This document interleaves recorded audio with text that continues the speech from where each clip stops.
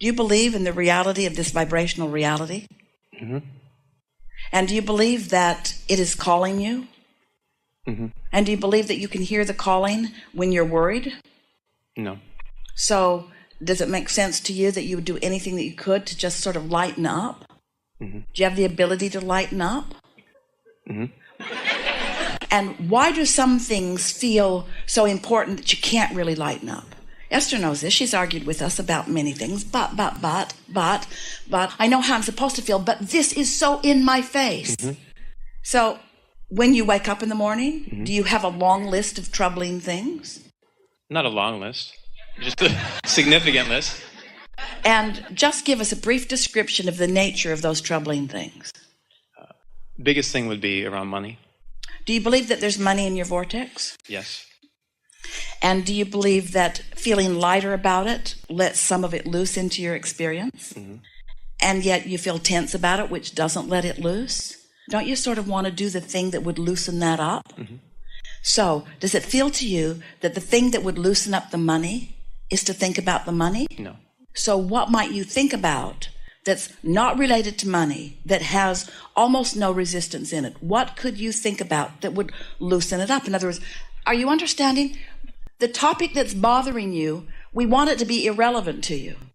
And that's hard because law of attraction keeps making it relevant. But every time it shows up, you've got to say, I'm not ready for you now. I'm still mad at you.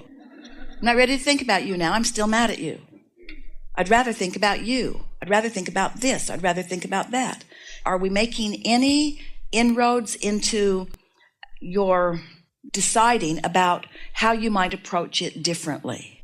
I'm wondering if it's the balance of the amount of time that I'm not spending on other subjects, because I do this. I spend time asking myself what would feel good to think about now, or what would feel good to do now, and try to stay off that subject. Or when I'm on that subject, I try to just be really general. So I try to apply those things. Are you saying that this is a subject that has so many facets in your life that it's hard to stay off of? It's hard to stay off of, and I also, I'm aware of my guidance, and I think about like driving on the interstate and those bumps along the side of the road, and I know that when I feel those bumps that I should correct my steering, but I feel like when I'm trying to correct my steering, I feel like the steering wheel's locked. The reason that we ask this question, and all of you will benefit by this conversation, the reason we ask this question is because we know it must sound very simplistic to you all when we say, oh, these important things are bothering you, well, just don't think about it. Think about this lighter, fluffier thing over there. And while it sounds like a good idea, if what's bothering you is showing up in your experience and bothering you now, then of course, this is all easier said than done. It's easier to experience theoretically than it is to experience in actuality. So if a subject that is really troubling only comes up occasionally, it'd be pretty easy for you to just stay off the subject mostly, and everything in your life would improve.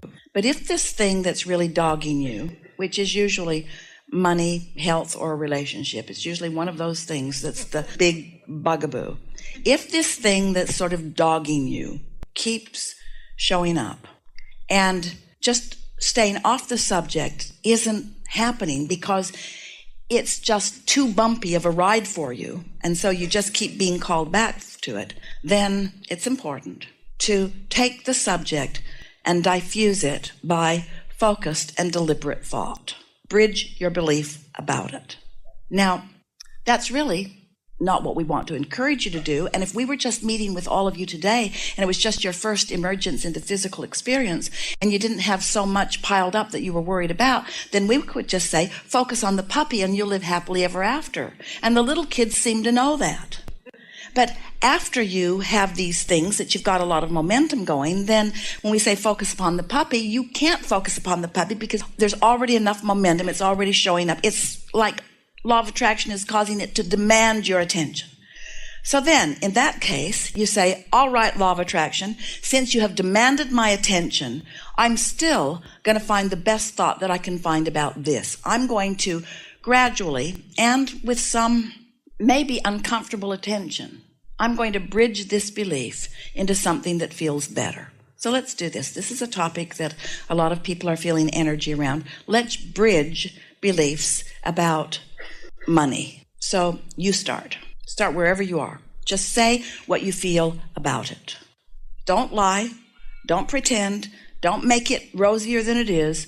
Say what you feel about money. It doesn't matter what I do. I don't have enough money. All right. So there it is. And others can relate. There are 2 other people in the room that feel the same way. Doesn't matter what I do. Things don't change.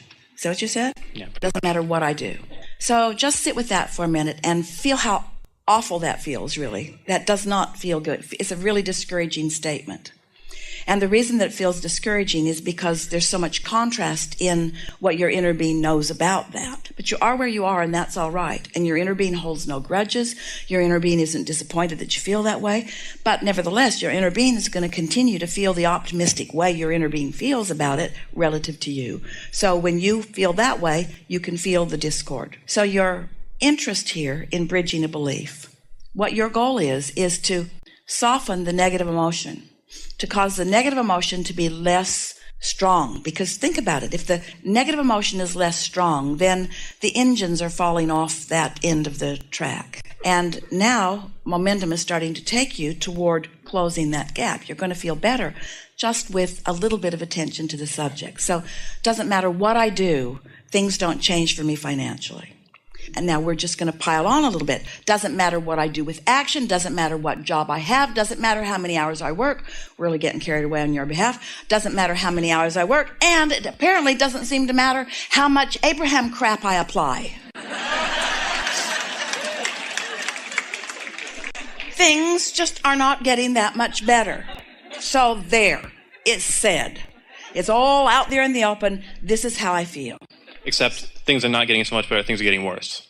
The harder I try, the worse it gets. There you go. There you go. The harder I try, the worse it gets. So, good. Now let's start there, because your inner being inspired that thought just now. Mm-hmm. Such a good thought, because that's a thought that you can begin to pick up on. The harder I try, the worse it gets. There's something in the Abraham logic that speaks to that.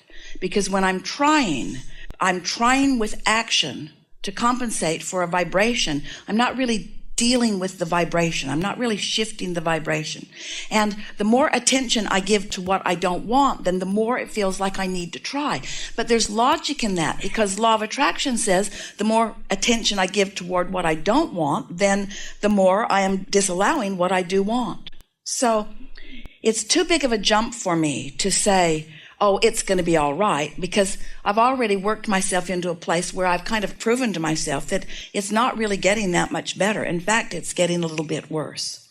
However, when you're in a negative place, the however can only help, yes? However, I do have evidence in my own life about the effect of law of attraction in my experience. And I do accept that I am mostly vibrational. And I do believe, or at least I want to believe, that I have an inner being who's calling me. And I do believe that it can get better. I just haven't seen the evidence or the trail of when that's going to actually happen. I get the theory of law of attraction. I've just got, apparently, a strong enough momentum that I haven't figured out how to get on the other side of that. I'm looking forward to the relief of not working against myself. I'm quite proud of my physical capabilities. I might be doing, oh, you're going to like this so much. I might be doing what so many people are doing, not being quite able yet to tend to it energetically. And I'm jumping into the action part and trying to tend to it. But action, which I'm using to try to compensate for energy that I didn't work out well, is counterproductive. Now, we're going to come back and we're going to do more bridging. But before we do, there's a piece of something that we would like all of you to hear. You're going to feel strong understanding and resonance wash through you. This is going to click into place for you in a very strong way. So let's start with the subject. How do thoughts actually turn to things? How does my desire for money actually turn into tangible assets and currency that I can exchange from things? How does that vibrational currency actually turn into the spendable kind? How does that happen? So this is how it happens. So through life, through experiences just like what you're feeling now, you've put a veritable fortune in your vortex vibrationally. It's astonishing how much is there. That's part of the reason that you're feeling so much frustration. It's because the larger part of you knows it and the human part of you doesn't. And so the stronger you feel about something, the more the vortex has to offer you. So here's this fortune that is there, ready for your receipt. So let's say that you are able to get distracted from it. We're just pretending for a moment. You are able to get distracted, that there are a lot of other things that are really pleasing to you that have your attention. Or let's say you went on a 2-week paid vacation that someone else paid for, so just for a little while you weren't giving any thought to any of the things that you're worried about. So you're sort of more in a neutral zone than you've been for a while. So ideas begin to come from this vortex, and they bubble up, and you almost receive them, and they bubble up, and you almost receive them, and they bubble up, and you almost receive them, and they bubble up, and you almost receive them. And then one day, after a particularly good morning, walking on the beach and having a wonderful time with someone, they bubble up and you get it. You get the idea. The vibration turns to a thought in your mind that sparks you in a new way, and you feel a little elation or a little expectation. You feel just a little enthusiasm about something. You feel renewed for just a moment. And let's say that that feeling feels so good, and because of the conditions of where you are, you keep focusing positively, because after all, you don't need to go home yet and face the music about anything. So you're just riding that wave, and as you ride that wave, you enter into what we're calling a sweet spot, where ideas just begin to flow to you, and they feel so good. For the first time in a long time about this subject, you feel energized and expectant. The black cloud is lifted off of you, and you feel not just hopeful, but pretty sure that things are opening up for you. You've tasted for a long enough period of time, we're talking about a minute or 2 or 3 or 4, you've tasted for a little bit of time the feeling of connection, and for that period of time, you know about yourself and your prosperity, what your inner being knows, and you have moved enormously vibrationally. Now, the leverage of that is bigger than we can even describe. Because now you've just with that little bit of alignment, you've set yourself up to the receptive mode of one good idea after another. Not so different than Esther getting the idea, let's look on the internet, let's choose that hotel, let's call them, and then everything unfolded so quickly behind it. When you get on the right track, things unfold very rapidly for you, and they become tangible and satisfying in that whole new way. So you got that? Could you feel that?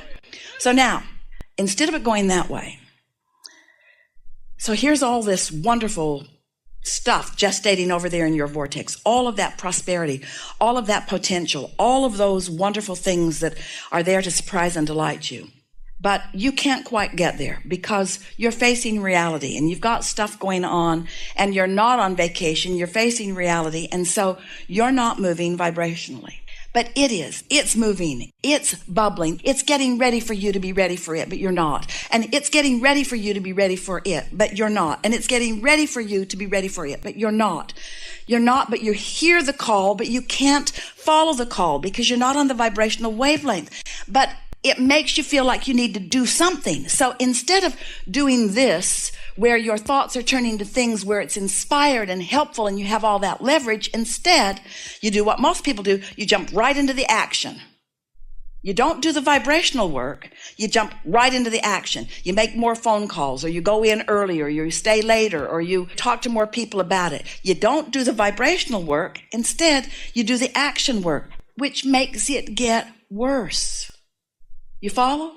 The only work to do is the vibrational work. And your employers are not going to want to hear that from you. I'm sorry, I can't come to work today. I need to cheer up. I just need to cheer up. I just need to get feeling better about my life. And when I come to work, it's hard to do because what's there sucks. And so I'm not going to come in for a few days till I get feeling better about things. And so that doesn't feel practical to you. And if you jumped into that action, you'd probably get fired if that was the action you took. And so you've got to find some way to do the work without the action. You've got to find some way to move your emotion without the action, and let the action then just move through you and from you, so it's not calculated as action. So what did we just say? If you do the vibrational work, the action will all be inspired. It will be inspired.